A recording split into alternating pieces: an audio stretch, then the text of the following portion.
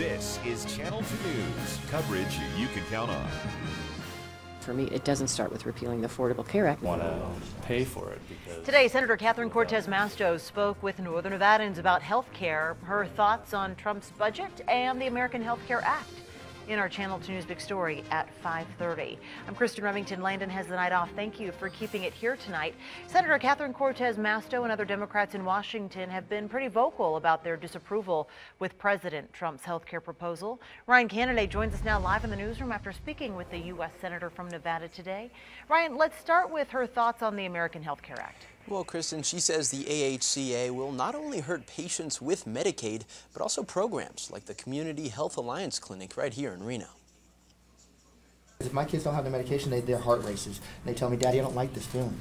What do I do? In a roundtable discussion, today Senator Cortez Masto spoke to patients and medical professionals about their health care concerns and needs. And figure out how I can be an advocate for all of you in Washington to continue funding services, programs, and alliances like this. The senator also took a tour of the Community Health Alliance Clinic here in Reno. Patients don't have access to healthy fruits and vegetables or foods at all. Towards the end of the month, they're running out of their SNAP benefits. It was here she learned the facility's concerns that President Trump's health care plan could affect dental and pediatric services to people who can't afford it. The cuts to Medicaid that they propose, along with the Trump care that they're proposing, which are additional cuts to Medicaid, we are going to devastate programs like this. And that worries Charles Duarte, CEO for the Community Health Alliance. He says they serve about 30,000 people a year who've benefited under the Affordable Care Act.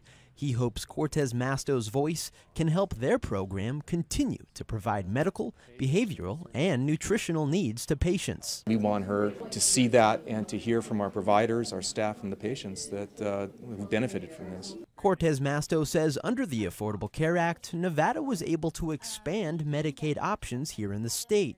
We asked the senator what Democrats plan to do to stop the GOP health care bill. She didn't specifically say how the Senate should vote. Instead, she said Washington needs to fix issues like high premiums and the cost of prescription drugs. Those are things that we can work on and find solutions for.